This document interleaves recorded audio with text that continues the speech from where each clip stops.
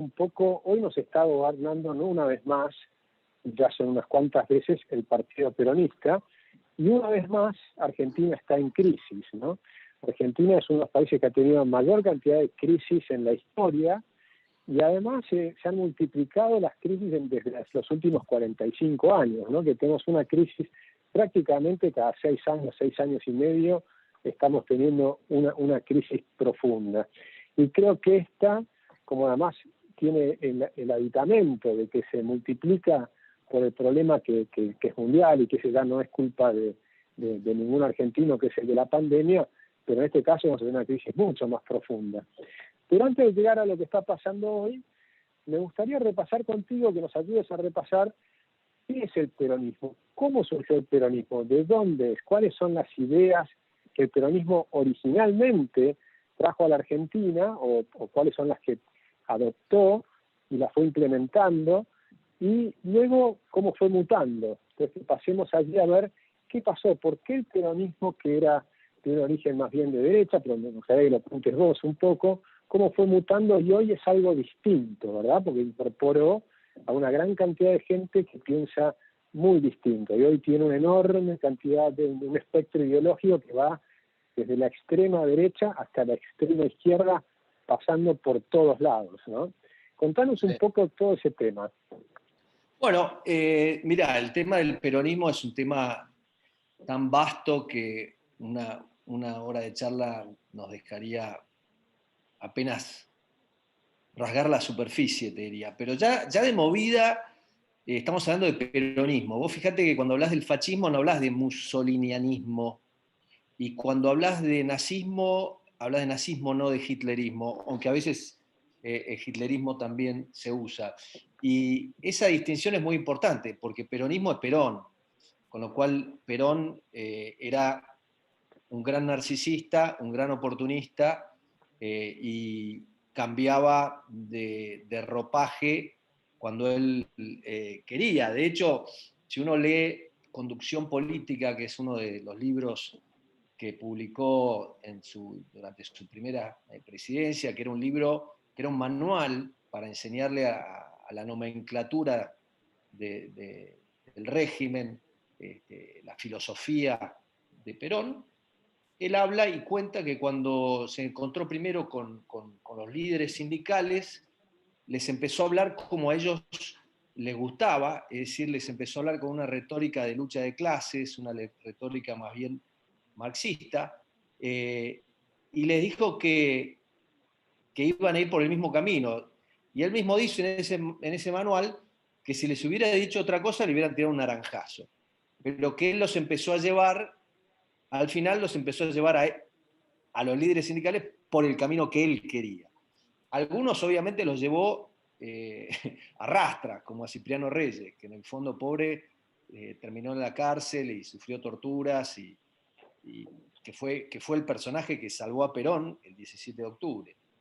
Pero esta idea o esta asociación de este movimiento con una persona ya te da la pauta de la maleabilidad y la adaptabilidad que tiene este movimiento, que es el peronismo. Ahora, como vos bien decís, en su origen, el peronismo, que es la necesidad de Perón de entrar a la política argentina, está motivada por dos temas fundamentales. Lo que Perón ve son dos amenazas existenciales a la Argentina.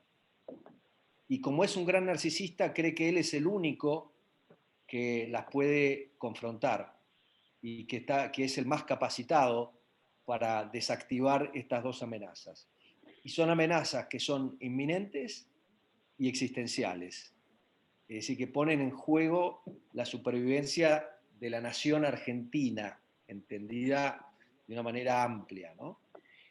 Y la primera amenaza era la amenaza comunista, que era una amenaza que todo el nacionalismo venía muy preocupado desde, obviamente, noviembre de 1917.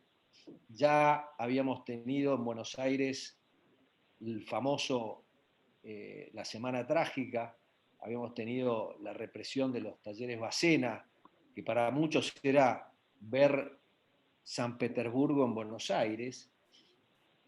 O sea que la amenaza comunista era muy presente y se había hecho quizás todavía más tangible, si se quiere, por la Guerra Civil Española. Porque la idea era que la democracia no servía para frenar el comunismo, como de hecho había ocurrido en España, que con elecciones había ascendido el Frente Popular y los comunistas habían copado el gobierno, y el temor era que Argentina tuviera de alguna manera la misma experiencia que España. En momentos en que la élite intelectual argentina redescubre España y empieza todo el tema de la hispanidad y de la recuperación de los valores españoles, que de alguna manera se habían abandonado desde la época de la independencia. O sea, esa era la primera amenaza, la del comunismo. Ahora, la visión de Perón, como la visión de Mussolini y la visión de la doctrina social de la Iglesia, era, no, el comunismo existe por las injusticias del capitalismo. El comunismo es el hijo bastardo del capitalismo, entonces nosotros lo que tenemos que hacer es modificar el capitalismo. Entonces, esa es la primera amenaza y la primera solución, que es la famosa tercera vía, que es la tercera vía, como te digo, de Mussolini, la tercera vía de la doctrina social de la Iglesia, etc. La segunda amenaza también es muy importante porque es la amenaza que presenta, no solo desde el punto de vista geopolítico, sino desde el punto de vista, si querés, psicológico, el hecho de que Estados Unidos interfiera en la política de Sudamérica y alterara el equilibrio militar en el cono sur.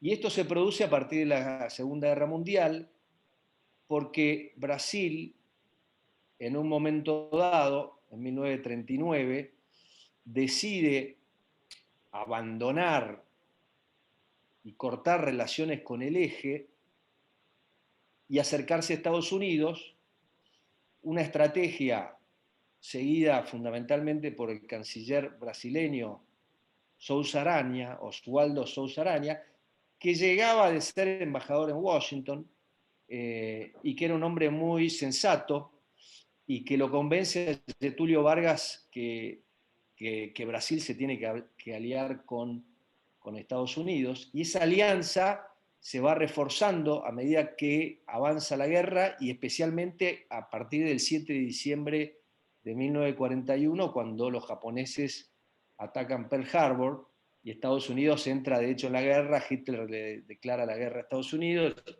y Estados Unidos entra directo a la guerra. Y ahí Brasil toma una posición bien clara a favor de Estados Unidos, y Estados Unidos beneficia a Brasil de una manera muy tangible, porque le da a Brasil la oportunidad de participar en un programa que se llamaba Lend-Lease, que era un programa que había creado Roosevelt para ayudar a Inglaterra y también a Rusia para combatir a los nazis, por la cual se le entregaba pertrechos, todo lo que fuera necesario para la guerra, aviones, cañones, armas, etc. Y entonces, ¿qué es lo que sucede? A partir del año 42... Y recordar que Brasil mandó hombres que murieron allá, ¿no? Lucharon en Italia, en Montecassino, en un montón de lugares. Sí, bueno, pero a lo que voy es, volviendo, vos me preguntás cómo surge el peronismo. Sí. El peronismo surge porque Perón organiza un golpe de Estado que se produce el 4 de junio, cuyo objetivo de este golpe de Estado era impedir que hubiera elecciones en septiembre del 43, porque se percibía que los dos candidatos que eran probables, los candidatos, bueno, el del Partido Conservador ya era Robustiano Patrón Costas, y el del Partido Radical no se había nombrado, pero era probablemente Pueyrredón, y los radicales iban a ir con un Frente Popular, y en ese Frente Popular iba a estar el Partido Comunista. Entonces los golpistas, se precipitó el golpe, pero digamos, podría haber sido otra fecha, fue el 4 de junio, porque el 3 de junio el presidente Castillo decidió echar a Ramírez como ministro de guerra, y se produce el 4 de junio. Pero a lo que voy es que Perón entra a la política para contrarrestar o para neutralizar dos amenazas, la comunista y la que indirectamente presenta Estados Unidos a través de Brasil. La inferioridad argentina, te recuerdo que en el año 39, cuando empieza la Segunda Guerra Mundial, el PBI de la Argentina total era 40% superior al de Brasil. O sea, la economía argentina era mucho más grande que la brasileña y mucho más grande que la mexicana en el año 39. Entonces Perón, que es un gran narcisista, viene a defender el narcisismo de los argentinos de Argentina potencia para pelear contra estas dos amenazas, para neutralizar estas dos amenazas. O sea que empieza por ese lado. Y bueno, después a lo largo de 70 años va mutando, adaptándose. El peronismo para mí esencialmente es una gran contradicción, porque todo lo que tiene el peronismo es una contradicción. Y lo más notable es que si vos mirás la historia del mundo y de los países más o menos desarrollados del mundo, no hay ningún país en el cual algún líder político contemporáneo de Perón tenga en ese país la misma influencia, el mismo peso que tiene Perón en la Argentina hoy, porque lo más notable es que estamos en el año 2020 y estamos teniendo esta charla para hablar de Perón. Pero estamos hablando de Perón no porque nos interesa desde el punto de vista histórico, porque si estuviéramos en Inglaterra podríamos hablar de Churchill, o en Francia podríamos hablar de De Gaulle, o en la India podríamos hablar de Gandhi, o en Estados Unidos podríamos hablar de Roosevelt, pero lo haríamos desde el punto de vista del interés histórico que tiene el personaje, no porque el personaje todavía domina la política argentina. Nosotros estamos hablando de Perón porque la Argentina es el único país que todavía sigue entrampado en la farsa del 43-55. Y eso es lo notable, porque no hay otro país en el mundo que esté entrampado en esa farsa. Porque nosotros seguimos viviendo la farsa, no podemos liberarnos de esta farsa, y seguimos hablando y tenemos esta charla porque somos un caso único en el mundo, el caso único en el mundo en el cual seguimos obsesionados y atrapados en esto que ocurrió en esa época de la Argentina y que nos puso en una trayectoria totalmente contraria a que tengamos un país próspero, país democrático, etcétera. Correcto. Entonces, recapitulando, para ver cómo surge con esos dos principios o esas dos antinomias que quiere superar, pero los que lo apoyan entonces son, por un lado, los militares, claramente. Vos mencionaste también que tiene que ver con la doctrina social de la Iglesia, porque de hecho la Iglesia es otro de los factores que lo apoyó a Perón, ¿verdad? Y también hubo grupos de los conservadores, que estaban, los conservadores más nacionalistas, digamos, que también lo estaban apoyando a Perón desde la política, ¿no? Y probablemente hubo un cuarto grupo, que son grupos de empresarios.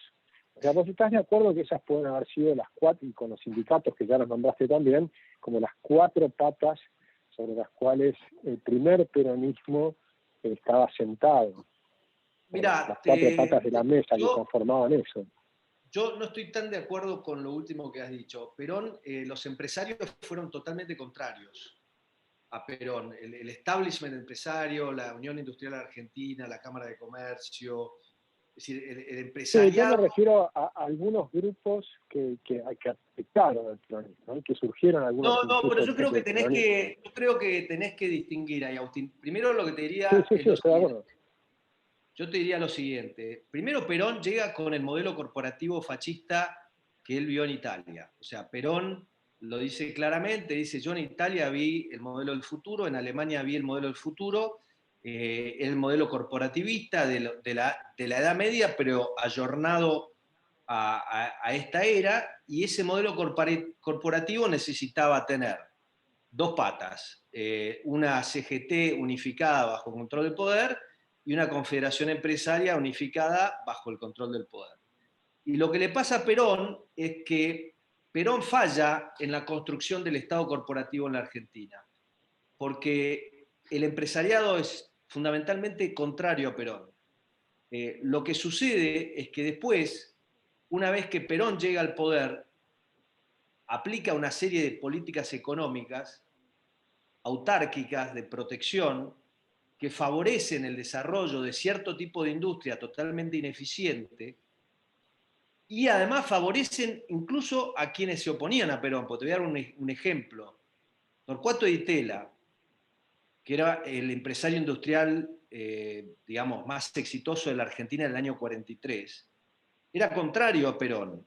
Y en el año 43 escribe justamente un panfleto, da una conferencia en la que explica cómo él cree que la Argentina tiene que evolucionar, y él dice, la industria argentina ya se puso los pantalones largos, ya estamos en condiciones de competir con el mundo.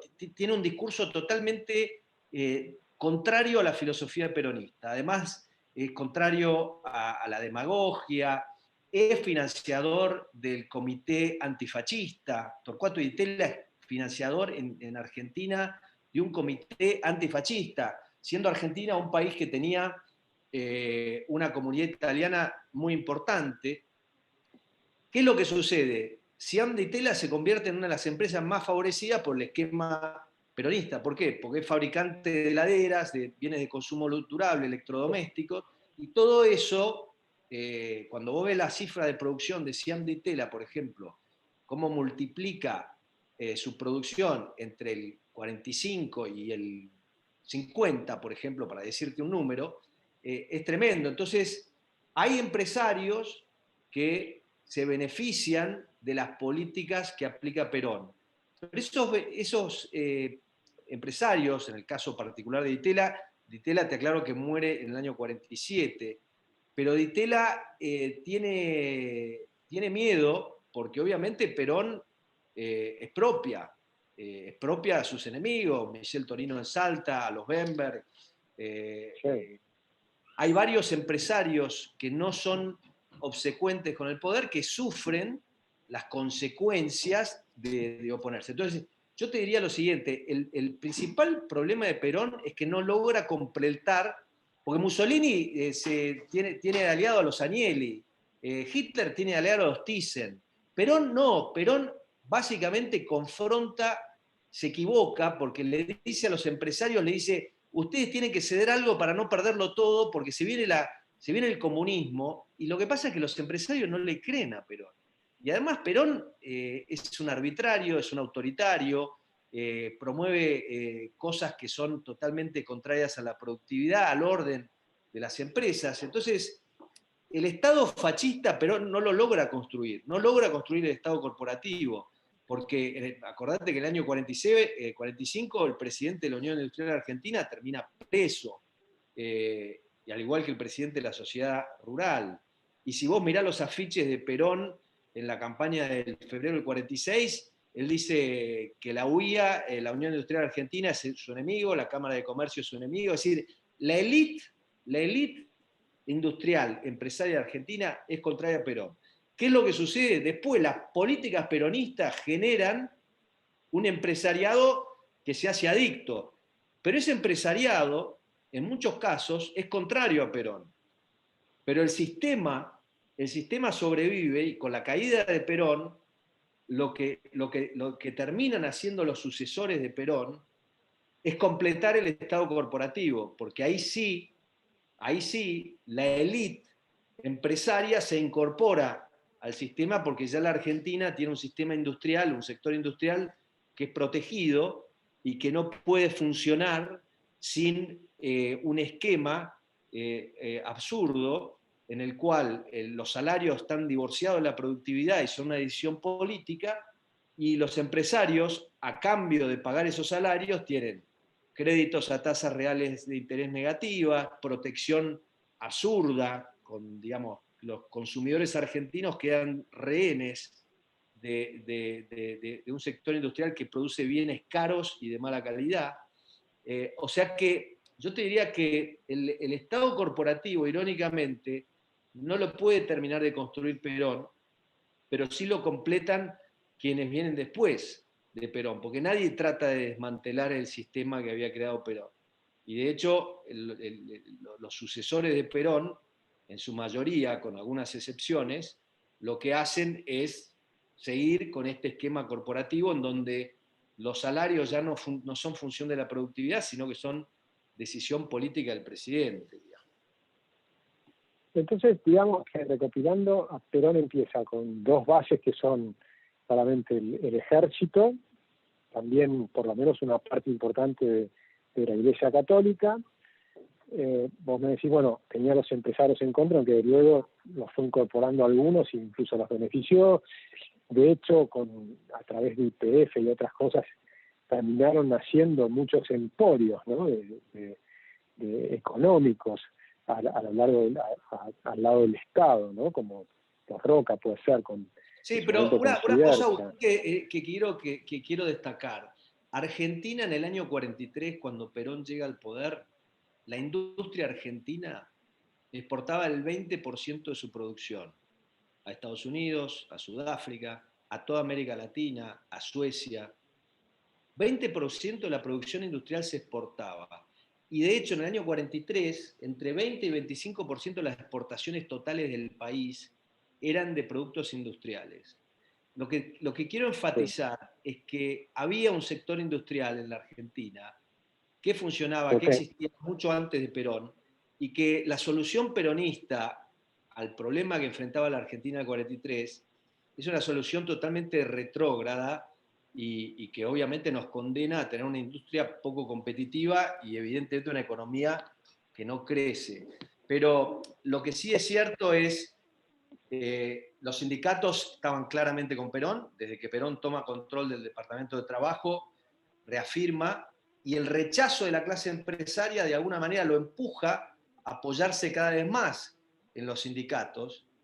Y Perón, mirá la ironía de esto, Perón que viene a impedir la revolución comunista en la Argentina y la lucha de clases, genera él una revolución peronista que desde el punto de vista puramente económica es mucho peor que la del comunismo, porque crea un sistema que genera anticuerpos a cualquier reforma. Mientras que el comunismo, al destruir todo, cuando colapsa, podés empezar de cero. Acá tenés un sistema que tiene anticuerpos y no permite que lo reformes, porque los empresarios prebendarios, es decir, los Es empresarios, el crony capitalism, como, o sea, el capitalismo de claro, amigos, que la que surge. revolución peronista termina siendo peor que la revolución comunista, no desde el punto de vista de los horrores que hace el comunismo en términos de represión, etc. En ese sentido, obviamente, el comunismo es muchísimo peor que el peronismo. Me estoy refiriendo únicamente al aspecto de la estructura económica.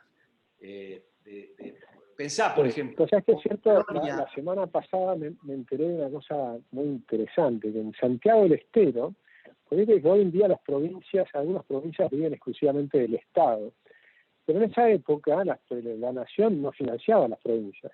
Entonces cada una de las provincias tenía que sostenerse por sí misma. En Santiago del Estero, por ejemplo, había una empresa industrial que producía partes que exportaba a Estados Unidos para los tractores y las cosechadoras de John Deere. Entonces, no solo exportábamos, sino que exportábamos a los países más competitivos del mundo, ¿no?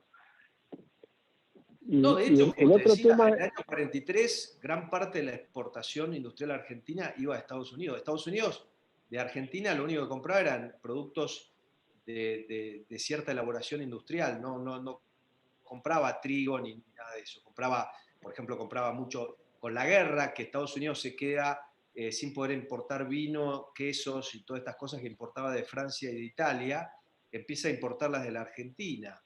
Y en el 43 la Argentina estaba posicionada en el mercado norteamericano, calzado, artículos de cuero, carteras, guantes, zapatos, porque Estados Unidos había perdido, o el mercado norteamericano, que había sido abastecido antes de la guerra por países como Checoslovaquia, como Hungría, como Austria, en todos estos ítems de cuero, empieza a ser abastecida por la Argentina. Si Argentina de repente tiene una posibilidad de asegurarse un market share de Estados Unidos muy importante. Y eso es gracias a las medidas que toma Federico Pinedo en el año 40 para favorecer la exportación de productos industriales. Ahora, cuando llega el régimen militar, desmantela todo este esquema de incentivos cambiarios para las exportaciones industriales y lleva a la Argentina a la autarquía económica y al esquema proteccionista con la idea de que en el mercado interno está todo lo que necesitamos, y para desarrollar nuestra industria no tenemos que ir a mendigar a los mercados externos, dice Perón. Se jacta en su discurso, sin darse cuenta que un país con 14 millones de habitantes no tenía la posibilidad de hacer semejante cosa, era un absurdo absoluto.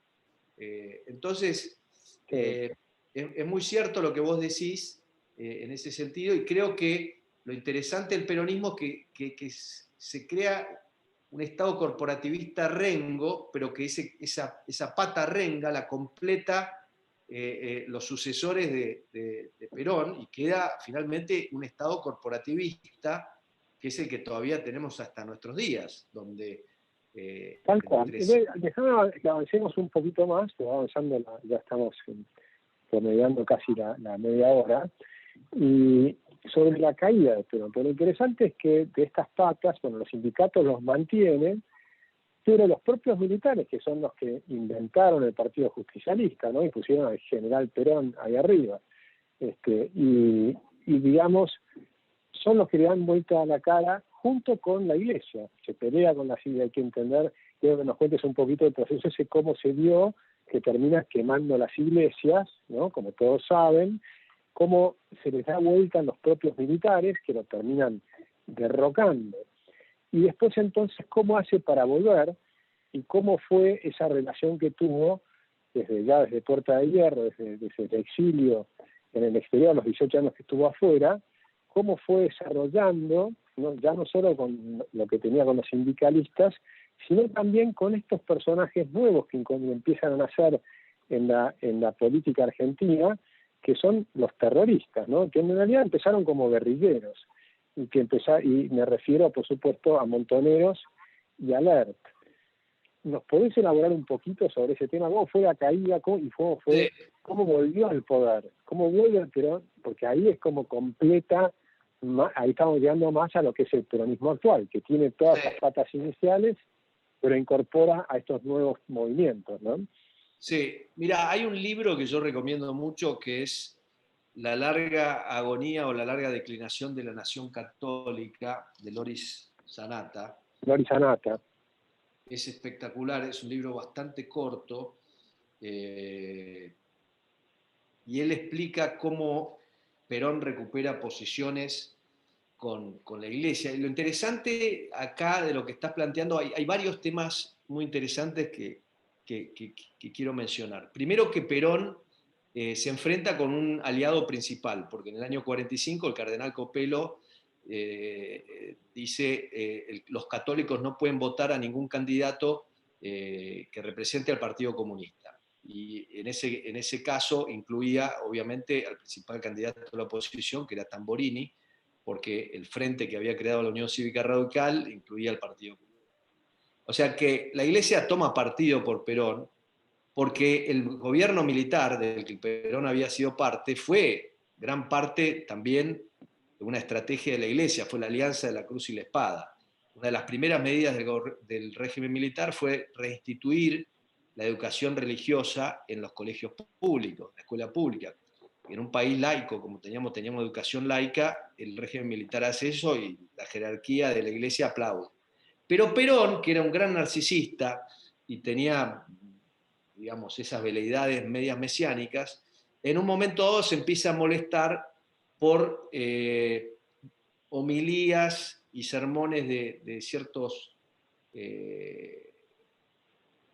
curas e incluso de personajes de mayor jerarquía dentro de la Iglesia, y empieza a producirse la tensión con la Iglesia, que ya había empezado con la ley de divorcio, que la Iglesia obviamente está en contra, y Perón va redoblando la apuesta en su confrontación con la Iglesia, y la Iglesia obviamente tiene enorme poder dentro del ejército y enorme poder dentro de la sociedad argentina.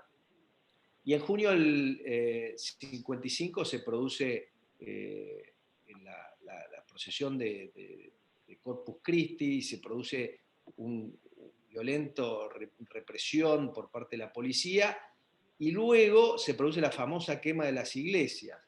Y ahí se produce el quiebre, digamos, de Perón y la Iglesia, un quiebre total innecesario, porque Perón en ese momento tenía control total. Pensá que en el 51 había ganado con 63% de los votos.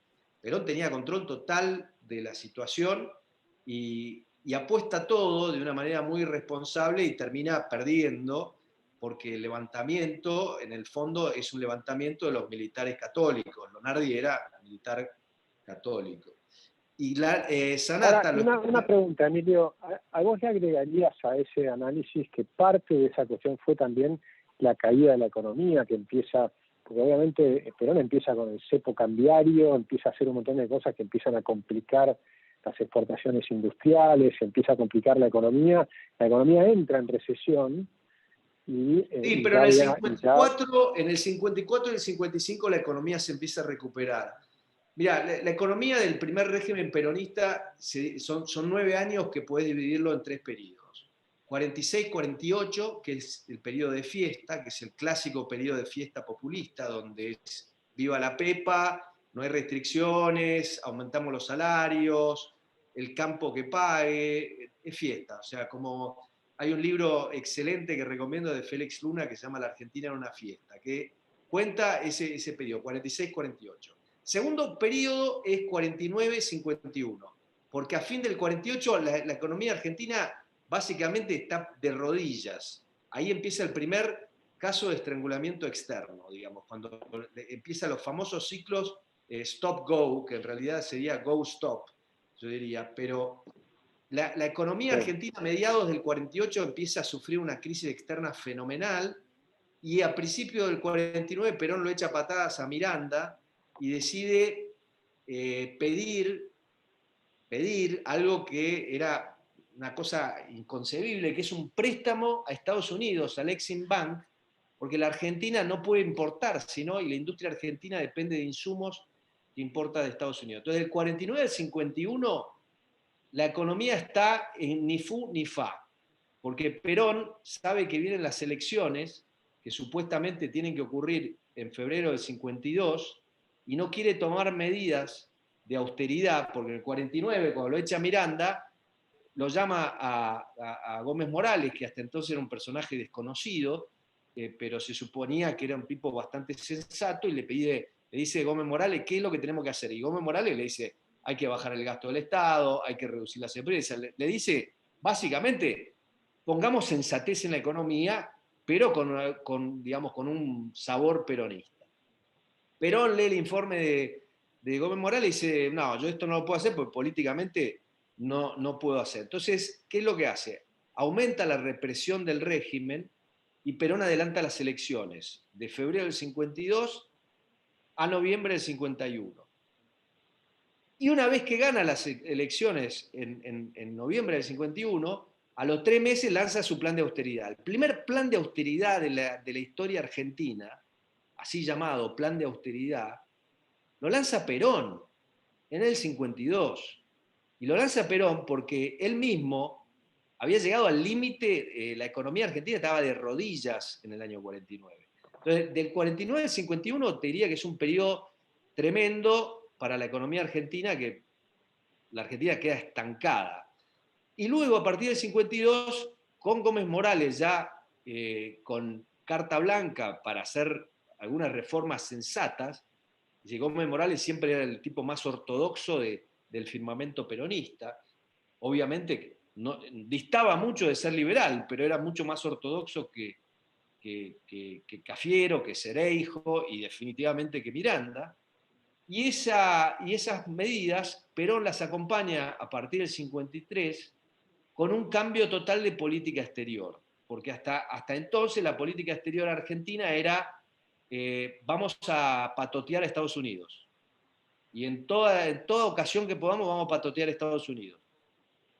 El patoteo de Estados Unidos le termina costando carísimo a la Argentina. Y en el 53 Eisenhower llega a la presidencia de Estados Unidos, es un general victorioso, incluso además de origen alemán, y Perón se siente más cómodo teniendo una mejor relación con Estados Unidos y busca un acercamiento de Estados Unidos. Llega Milton Eisenhower a la Argentina en el 54, se produce el acercamiento con la Standard Oil, viene la Kaiser, es decir, que Perón cambia de rumbo completamente, de rumbo económico a partir del 52-53, y los frutos de ese cambio empiezan a verse porque empieza a llegar inversión extranjera. La economía argentina había quedado totalmente retrasada tecnológicamente, estaba todo para mal. Incluso Perón, a partir del 52, empieza a decir, bueno muchachos, de ahora en más los salarios van con la productividad, no se crean. Yo tuve que corregirlos antes porque estaban muy atrasados, pero de ahora en más todo productividad. Y hace el Congreso de la Productividad, y digamos, Perón hace un cambio de rumbo económico, y en el fondo era el único que podía exorcizar, si se quiere, el desastre que él mismo había hecho. Pero como se enfrenta con la Iglesia Católica, y se enfrenta incluso con su propio partido, porque cuando quiere hacer aprobar la ley de inversiones extranjeras, fíjate que hay personajes como John Cook y estos más izquierdistas que no saben dónde colocarse, porque quedan totalmente descolocados, porque después de despotricar contra el imperialismo yanqui y contra las inversiones extranjeras, de repente Perón dice, no, vamos a darle el petróleo, y lo empieza a correr la UCR de la izquierda. Frondizi escribe su famoso libro, entonces Perón queda medio descolocado, y después, obviamente, al enfrentarse con la Iglesia, directamente pierde el gobierno de una manera torpe, porque Perón no había ninguna razón, la economía se estaba recuperando en el 55, Perón controlaba todo, controlaba la prensa, controlaba todo, es decir que lo único que no controlaba era la Iglesia. Perón cae por la Iglesia. Ahora, ¿qué es lo que pasa? La Iglesia empieza a cambiar en esa época, y de ser básicamente reaccionaria y conservadora, se empieza a dar cuenta que su feligresía cambió, y entonces se empieza a hacer dentro de la Iglesia esta corriente más progresista. Y las diferencias, y eso es lo que explica muy bien Sanata, por eso les recomiendo ese libro, porque él explica muy bien cómo las diferencias ideológicas dentro de la misma Iglesia van generando un desequilibrio en la política argentina muy fuerte. Así que yo te diría que Perón en el 55 cae por sus propios errores, por su propia, si querés, psicosis narcisista, porque tenía el control total de la situación. Avancemos un poco más entonces, y también lo trata Sanata, que es bueno, toda esta relación de la Iglesia también con los montoneros, ¿no? Y cómo es esa relación entre la Iglesia, los montoneros, Perón en el exilio, por qué vuelven, cómo funciona el ERP, y junto con otros movimientos también de América Latina, ¿no? Porque obviamente, por un lado están los movimientos internos nuestros, pero no podemos olvidarnos que esto se estaba dando también a nivel de toda América Latina, ¿no? O sea, con el elemento de Cuba aportando a movimientos terroristas no solo en América Latina, sino también en África. Pero ¿cómo ves eso desde el lado me interesa mucho para que la gente también vaya viendo cómo es que vuelve Perón, cómo logra armar las cosas para volver? Bueno, Perón primero logra, la Iglesia se da cuenta que para no perder Perón, no perder poder, lo necesita Perón. Entonces, secretamente empiezan negociaciones, porque Perón técnicamente había sido excomulgado, no como él con nombre y apellido, pero cuando Perón decide la expulsión de la Argentina de Monseñor Tato, que era el vicario, etcétera, después de eso la Iglesia excomulga digamos, sin nombrarlo, lo excomulga Perón y a todos los funcionarios que supuestamente habían estado detrás de esas decisiones, que son previas a las cremas de las iglesias, atenti, ¿no? La excomunión no viene por la crema de las iglesias. Entonces, Perón, una vez fuera del poder, empieza a acercarse de nuevo a la iglesia, y la iglesia también acercarse a Perón, porque ve que para mantener su fantasía de la nación católica, porque es lo que quiere la Iglesia, que la Argentina es la nación católica, Y dentro de la iglesia se empieza a armar toda esta corriente revolucionaria, de Jesucristo revolucionario, y entonces dentro de la iglesia se produce una grieta muy fuerte entre lo que eran los más conservadores y los más revolucionarios, y los más revolucionarios se empiezan a acercar a los revolucionarios de verdad, que pensá Tacuara, que es el origen de, uno de los orígenes, si querés, de Montoneros, era un grupo nacionalista de derecha. De hecho, uno de los fundadores de Tacuara había ido al colegio Champagnat, para que te des una idea. Venían de una visión muy católica y se terminan confundiendo totalmente. Y Perón, en el exilio, empieza a ver, a fines de los 50, que lo que él había empezado, que era la lucha antiimperialista, que cuando él la empieza en toda América, en todo el continente, Argentina era el único país que confrontaba a Estados Unidos, y Perón es el inspirador, si querés, en gran medida, es inspirador de Fidel Castro, porque, digamos, la retórica de Fidel Castro, totalmente anti-yanqui, etcétera, en gran medida ven que hay un personaje que es Perón, y de él se inspiran. Entonces Perón empieza a hablar bien de Castro, y puedes encontrar en YouTube, hay una serie de comentarios de Perón durante la década del 60, en los que básicamente dice que Castro es peronista o que él es castrista, algo por el estilo, y empieza el acercamiento con la izquierda revolucionaria, que él ve como es un brazo necesario para retornar al poder en Argentina. Y esa es la caja de Pandora. Perón lo que hace todo el tiempo es abrir cajas de Pandora que no se pueden cerrar. La primera caja de Pandora que hable es decirle a los sindicalistas: te doy todo lo que vos quieras. La segunda caja de Pandora que abre es decirle a los revolucionarios idealistas: ustedes están conmigo, yo soy la revolución. Y después nunca los puede volver a meter en caja. Trata, pero nunca puede. Nos deja de legado estos monstruos que él engendra y que él nunca los puede dominar. Hay un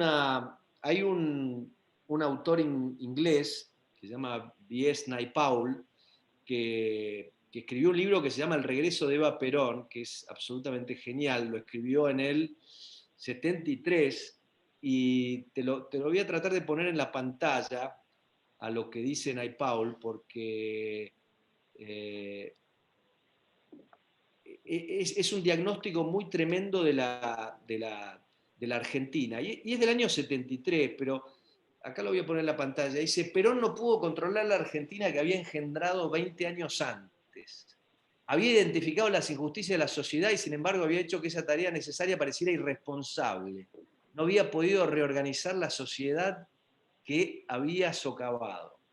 Y quizás esa tarea de reorganización estaba más allá de las capacidades de cualquier líder, aunque fuera creativo.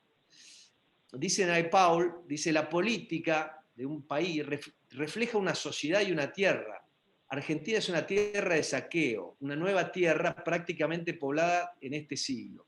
Sigue siendo una tierra para ser saqueada, y su política solo puede ser la política del saqueo. Fíjate que esto lo dice Naipaul en el 73, cuando todavía no había llegado Perón a la Argentina. O sea, estamos hablando en un momento tremendo, y sigue siendo un diagnóstico totalmente válido, ¿cierto? O sea,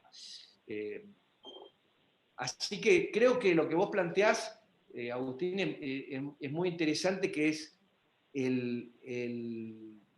la trayectoria, por un lado, de la Iglesia, donde los sectores más progresistas van tomando cada vez más poder, y el hecho de que Perón, aliado con la Iglesia de vuelta, empieza a alentar las esperanzas de los revolucionarios. Que todo eso desemboca, como bien sabemos, ya en el 73-76 o 73-78, que son los periodos más nefastos de la historia argentina. Así que... Sí. Y a mí me gustaría ir llegando a la época actual. Obviamente tengo que pasar por esa parte de la violencia, ¿no? De los montoneros matando sindicalistas, a Bandora, a Rucci, ¿no? Después de la AAA, que a su vez desde el gobierno, bueno, Perón que los echa de la Plaza de Mayo, la matanza de Ezeiza previamente, ¿no? Cuando vuelve Perón se matan en Ezeiza, nadie sabe el número exacto, se habla de más de 300 o 400 muertos, pero claramente se mataron de un lado y se mataron del otro, y todos siendo peronistas, ¿no? Como esa película, No habrá más pena ni olvido, ¿te acordás de después cuando terminó todo este periodo? Pero si nos salteamos un poco eso porque es más reciente y creo que la gente más o menos lo tiene más claro, sobre todo hace poquito tuvimos una charla sobre ese tema también en este ciclo de Libertad y Progreso. Veamos un poco qué pasó en la época, y muy brevemente te pido una reflexión para después ya llegar al cierre a lo que está pasando hoy, ¿no? Y tratar de vislumbrar un poco qué puede cambiar hacia adelante. ¿Cómo fue este tema de la renovación? Con Cafiero ya en el año, a partir del año 89, la interna con Menem, el Menem que parecía que iba a ser una cosa y fue otra, pero que en realidad cuando vos escuchás los discursos de Menem de entrada, ya él estaba hablando un poco con esa idea de imitar a Chile, de tener así. Me acuerdo en una de las entrevistas que decía que había que exportar vinos como los chilenos, y mostraba cosas interesantes que estaban pasando en el mundo, y tenía una visión de volver hacia algún tipo de acuerdo con Estados Unidos, Europa y demás. ¿Cómo es ese peronismo que parecía que se modernizaba? Pero aún incluso con Cafiero, ¿no? Porque no era como el que estuvo contra Alfonsín, donde estaban los sindicalistas quemando cajones, te acordás, Herminio Iglesias y demás, sino que parecía que había algo un poco mejor, y de hecho hubo una transformación, por lo menos en el periodo del 91 al 95, bastante más interesante, mucho más sensata. Y después un nuevo retroceso actual. Pero, ¿nos podés dar una pequeña reflexión sobre ese tema? Sí, mira, el problema del peronismo, y evidentemente Menem quiso hacer una revolución en la Argentina y dentro del peronismo, lo que pasa es que nunca pudo sacarse el peronismo de encima, y los sueños mesiánicos siempre... El problema con el peronismo es que no es democrático, y la última vez que fue democrático fue cuando Cafiero hizo esas elecciones, que salió perdiendo y ganó Menem, pero nunca más ha sido democrático.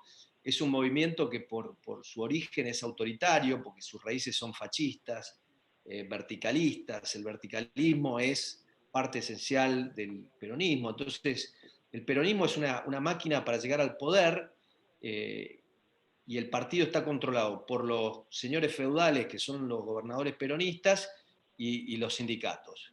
Y como ellos por sí mismos no pueden llegar al poder, lo que hacen es ungir a algún candidato carismático para que gane las elecciones. El problema es que el candidato carismático en algún momento se confunde y cree que por sí mismo puede crear algo parecido a lo que hizo Perón. Entonces, el sueño mesiánico siempre se los lleva puestos, y Menem, acordate que más allá de las reformas económicas que hizo, donde no avanzó tanto fue en el plano institucional.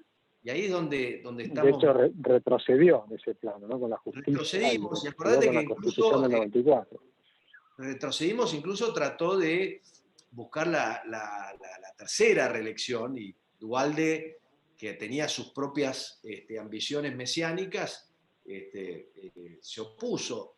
Entonces el peronismo, como te digo, es una máquina para llegar y mantener el poder, y las disputas dentro del peronismo son disputas que siempre terminan eh, afectando al resto de la sociedad argentina, porque todas las grietas dentro del partido peronista al final se vuelcan en la política argentina de alguna manera u otra. Porque si querés, el sindicalismo tiene la capacidad de veto de cualquier programa económico que se pueda aplicar en la Argentina. Es decir, si el sindicalismo decide que no le gusta, baja el pulgar y te paran el país y te hacen una huelga atrás de la otra, y digamos, esa es una de las cajas de Pandora que abrió Perón, ¿no? Entonces, lo que tenés es esto, que tenés los gobernadores y los sindicalistas controlan el partido peronista, eligen el candidato que les puede dar el poder formal, digamos, porque el poder real ya tienen los gobernadores en sus provincias y los líderes sindicales, que son prácticamente también señores feudales. Estamos hablando del peor tipo de patrimonialismo que puedas pensar. Así que yo te diría que por más que la revolución de Menem fue una revolución en muchos sentidos, creo que la más importante que se hizo en la Argentina después de Perón, para tratar de cerrar esa caja de Pandora que había abierto Perón, como no fue integral y como fue más bien limitada a aspectos institucionales de la economía, pero no institucionales de la calidad institucional, y como bien decía la reforma del 94, el acuerdo con Alfonsín, no terminamos de resolver esas cuestiones, quedamos muy débiles institucionalmente, y después vienen los Kirchner que hacen su propia épica y también con el sueño mesiánico de que se quedan para siempre y que van por todo, y es lo que tenemos ahora. Ahora tuvimos un periodo de remisión y ha vuelto con fuerza el kirchnerismo. No quiero usar la palabra cáncer porque me van a denunciar un montón de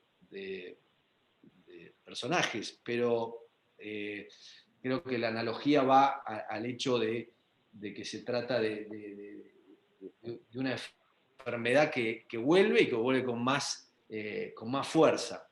Así que eso es lo que Y yo te ahí, como diría una. respecto. Correcto, y llegando ya entonces a lo que estamos hablando, que es esta coalición de gobierno, porque el peronismo finalmente es una coalición de estos grupos, donde tenés, como decís bien, los gobernadores, los sindicalistas, y bueno, y la cámpora, digamos, ¿no? El kirchnerismo, la cámpora, que están metidos ahí, y que no piensan igual, ¿no? Hay muchos que piensan muy diferentes, que tienen una historia de haberse matado mutuamente, los padres o los abuelos, ¿no? De los mismos personajes, o sea que debe haber muchos odios, incluso hasta personales, ¿no? Ahí adentro. Y en medio de eso vamos a estar en una fenomenal crisis este año, como probablemente hubo muy pocas crisis parecidas, ¿no? Con un aumento de la pobreza, de la inflación, de fin del año, va a ser una crisis no solo económica, sino también social, pero posiblemente también política. Entonces, este último aspecto, ¿vos le ves alguna posibilidad a que Fernández sea un tipo que sea capaz de armar una prueba baja? Me interesa tu opinión, ¿no? ¿Cómo le ves alguna chance de que Fernández pueda hacer algún tipo de nueva coalición donde, por supuesto, van a estar los gobernadores, van a estar los sindicalistas, pero que en cambio dejen caer un poco a la pata kirchnerista, o si querés más extrema, y puedan hacer un programa que les permita evitar o salir de la hiperinflación, que si no probablemente vamos a llegar a escenarios, no sé si de hiperinflación, pero sí de salto inflacionario que va a tornarse muy difícil vivir en Argentina, no sé si coincidís, pero supongo que sí, a partir de la segunda mitad de este año, ¿no? ¿Cómo ves ese tema? Y después me Bueno, gustaría ir ya mira, al final. lo primero que diría antes de contestarte es que no soy analista político, pero obviamente tengo mi opinión, y te diría lo siguiente. Yo creo que Fernández ya ha demostrado que sigue siendo el jefe de gabinete de Cristina, que quienes pensaban que iba a ser otra cosa ya se dieron cuenta que la probabilidad de que lo sea son muy, muy bajas. El nivel de. Mirá, yo creo que pocas veces en la historia argentina un gobierno probó ser tan malo tan rápido. Es decir, pocas veces en la historia argentina un gobierno probó tan rápidamente no estar a la altura de los desafíos que enfrentaba. Y ojo que quiero calificar eso diciendo que los desafíos que enfrenta son enormes, porque, digamos, convengamos que este tema de la pandemia es un enorme desafío y es cosas que ocurren una vez en un siglo, pero la política que ha adoptado el gobierno y las políticas que viene adoptado el gobierno, la sensación que da hoy es que no hay dirección, excepto que hay iniciativas, casi te diría individuales, como la torpe iniciativa de tratar de llevarse puesto a Vicentín, que le ha generado, que ha sido bueno porque ha demostrado que la sociedad argentina no está dispuesta a que la lleven en dirección a Venezuela. Yo creo que una de las mejores noticias de estos últimos tiempos fue la reacción de la sociedad de decir, no, por ese camino no queremos ir. Y creo que Carlos Pañi escribió una buena columna el otro día diciendo, el autoritarismo sin poder no es una estrategia que tiene patas largas, digamos, es una estrategia de patas cortas. Entonces, yo no lo veo a Fernández como, no, no veo su capacidad de liberarse de la sombra de Cristina, me parece que ya ha demostrado que no lo va a hacer. La torpeza, la ineptitud con la cual se ha manejado el tema de la deuda no tiene nombre. En este escenario tan complicado de la pandemia que le toca a Fernández, realmente tenés la negociación servida, porque como está la situación mundial, como están las cosas, tenés la oportunidad de rapiñar una vez más los ahorros de extranjeros que confiaron en la Argentina y sacarle la mitad de lo que te prestaron. Eh, y encima lo están haciendo mal, porque una de las pocas cosas que en este momento vos podrías decir, bueno, la pandemia, la contracción económica, qué sé yo, sí, pero hemos resuelto el tema del frente externo, estamos dando señales positivas para que los inversores internacionales vuelvan a invertir. No, todo al revés, todo absolutamente al revés. Entonces, yo Y coincido con justo vos. sale lo de Vicentín en ese momento tan ridículo, pues justamente estás terminando No, pero eso. Aún si querías hacer lo de Vicentín, esperá terminar la negociación. es una desprolijidad total y además es esencialmente peronista, porque es una medida totalmente contradictoria con el resto. O sea, para mí la esencia del peronismo es la contradicción. Te dice que quieren hacer algo, pero hacen algo que es contrario. Por ejemplo, estás hablando de sustentabilidad de la deuda, qué sé yo, y te haces cargo de 2.000 millones de dólares de deuda de una empresa que no tendrías por qué hacerte cargo. O sea, estás negociando 70.000 palos de deuda externa y te cargas 2.000 palos más haciendo cargo de una empresa que tiene márgenes de 2-3%, o sea que si la manejás mal vas a perder plata a lo pavote. O sea, es una estupidez mayúscula.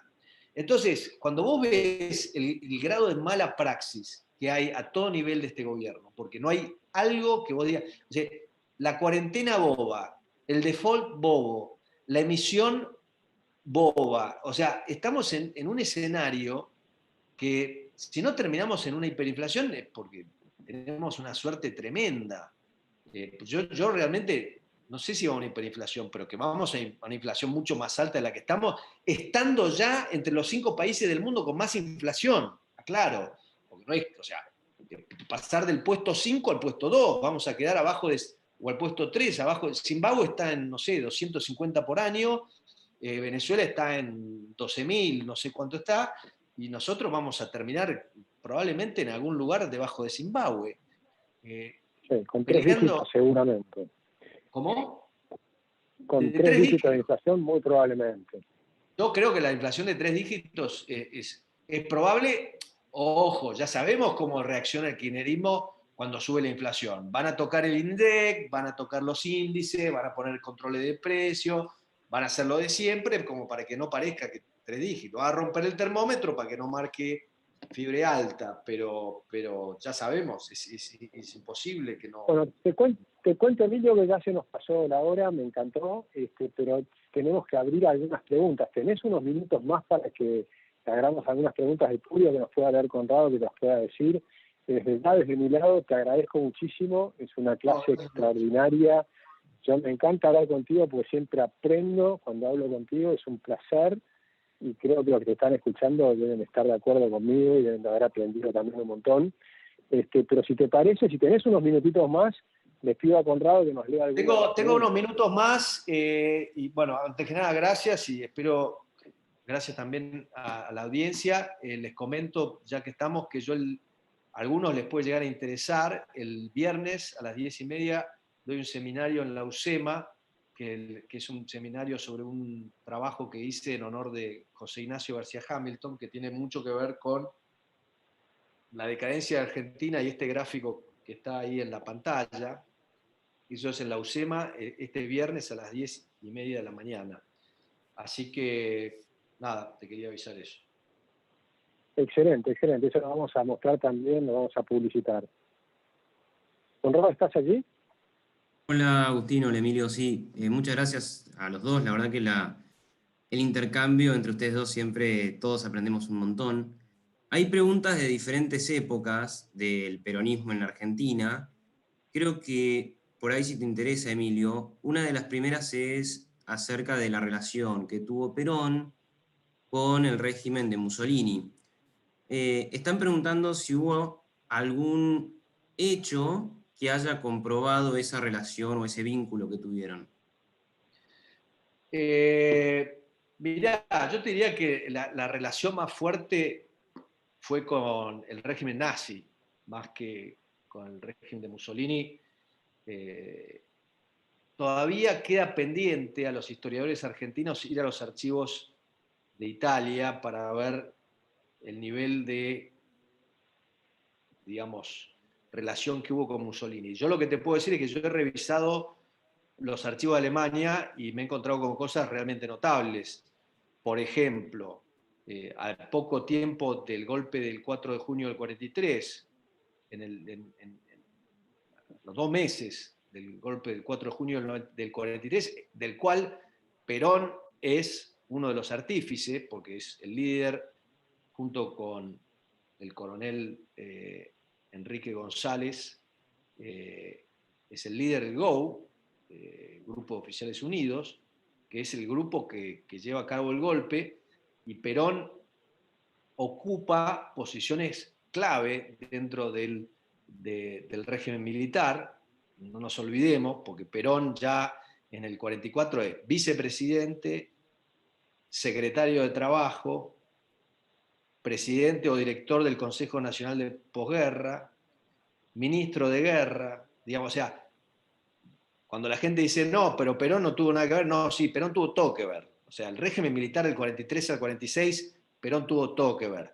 Y ese régimen está comprobado que tuvo múltiples contactos, acercamientos con el régimen nazi, y la reunión a la que te hago referencia, que está documentada en los archivos del Departamento de Relaciones Exteriores alemán, cuenta de una reunión en la Casa Rosada con el presidente Ramírez, o sea, estamos hablando, digamos, todavía en el año 43, con un representante del Ministerio de Guerra, con Enrique González, que era el socio de Perón en el GO, que después se enfrentan y González cae, en donde los militares argentinos le piden ayuda militar a Alemania. Estamos hablando septiembre del 43, ¿ok?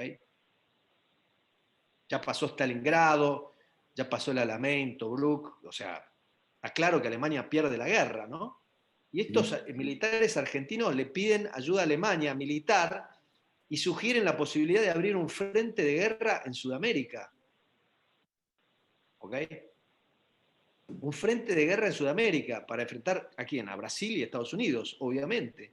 Esta cosa absolutamente disparatada ocurre en la Casa Rosada con el presidente de la Nación, el régimen militar. Perón no estaba presente en esta reunión, pero Perón tenía una relación muy cercana a todos los agentes nazis que operaban en la Argentina. De hecho, Ludwig Freude es el principal contribuyente de la campaña presidencial de Perón en el 45. Ludwig Freude era el jefe del servicio de inteligencia alemán a partir del año 44 en la Argentina. Entonces, con respecto a las relaciones entre el régimen, acordémonos que cuando el régimen militar argentino toma el poder, Mussolini ya no estaba en el poder. ¿Okay? Entonces, no había, Mussolini ya había caído, con lo cual lo interesante sería ver qué relaciones hubo antes del golpe del 43, pero después del golpe del 43 Mussolini ya se había tenido que escapar, lo había rescatado Otto Skorzeny, que después de la guerra viene y lo visita Perón, el gran amigo de Perón, Otto Skorzeny, que era el jefe comando de Hitler. Así que las relaciones que realmente importan en ese momento yo diría que eran con el régimen nazi. Y esas sí que están muy documentadas. Perfecto, sí, es muy interesante también tener esos datos. Siguiendo en esa época, más que nada con la primera reforma que hace Perón a la Constitución Nacional, me preguntan acerca de las leyes que en el mito sanciona Perón y ayuda a más libertad o más derechos que tiene el pueblo argentino. Y quería ver, o sea, si realmente Perón mejoró la vida del trabajador o el obrero en la República.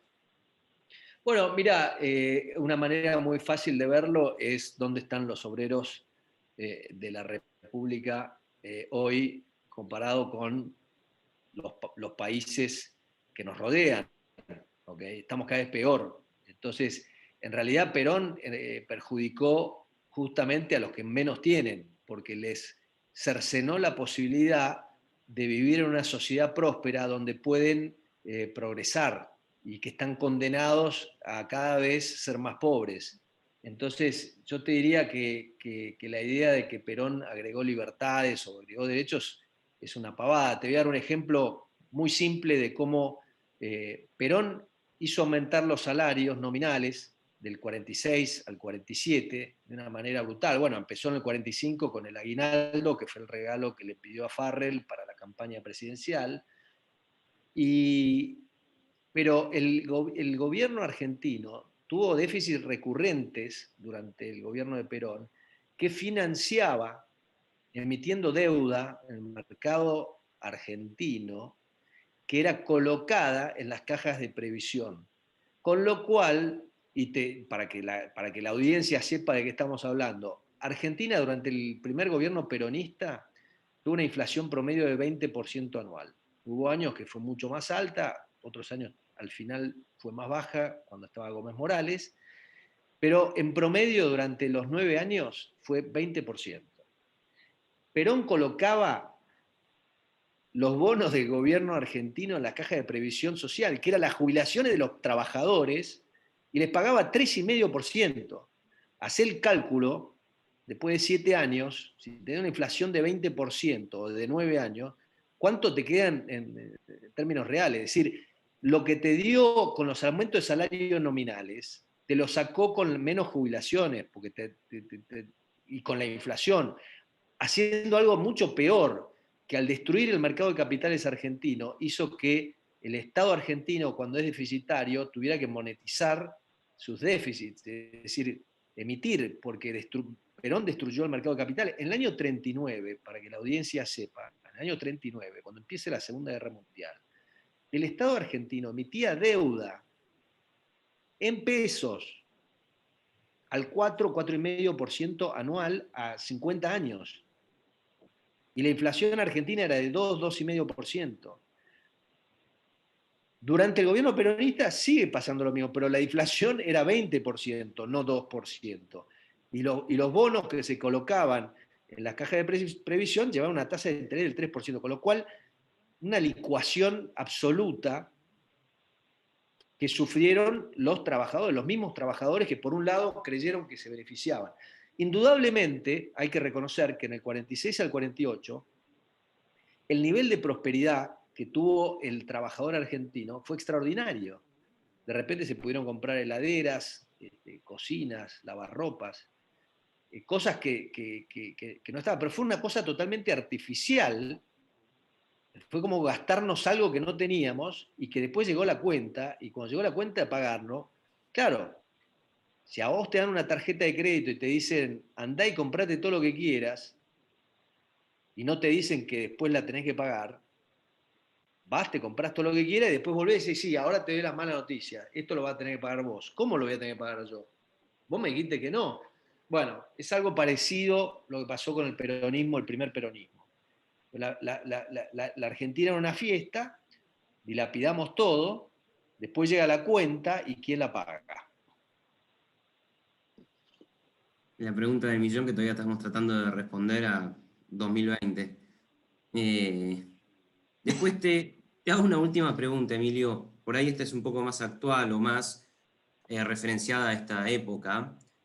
Y sería en base a todo lo que estuvimos viendo y todo lo que hablaron con Agustín, y las cosas que pasaron, ¿vos ves una posibilidad de hoy poder, o tener la posibilidad de derrotar esta mitología que tiene el peronismo y poder avanzar? ¿Qué pregunta, Conrado? La verdad es que no sé, tendría que ser futurólogo. Pero si la historia es indicativa, yo te diría, yo creo que falta liderazgo y educación para poder superar el problema que tenemos. Liderazgo no de liderazgos mesiánicos, liderazgos no de unipersonales, liderazgos de grupos, liderazgo de equipos, liderazgo de gente que sabe trabajar conjuntamente para resolver problemas. Y de educación, porque tenemos un problema muy grave de educación en la Argentina. Y creo que esos son, te diría, condiciones necesarias como para poder dar vuelta las cosas. Lo bueno, yo te diría, lo bueno para mí y lo que rescato fue cómo la gente reaccionó estos últimos días contra los atropellos y las arbitrariedades de este gobierno. Y creo que es un momento de la Argentina súper delicado, muy difícil, creo que vamos hacia un momentos. Mucha gente piensa que la Argentina aguanta todo. Yo no soy de ese grupo. Yo no creo que la Argentina aguante todo y creo que van a pasar momentos difíciles y creo que es importantísimo que la gente no deje que la pasen por encima, no deje que nos avasalle un gobierno que actúa como si no tuviéramos ni Congreso, ni Poder Judicial. Tenemos una Constitución, tenemos una República, tenemos división de poderes. No podemos tolerar, no podemos tolerar que se viole impunemente la Constitución. Es intolerable. Y la única manera de recuperar algo de sensatez y que la Argentina no termine como Venezuela es eso, es la única manera.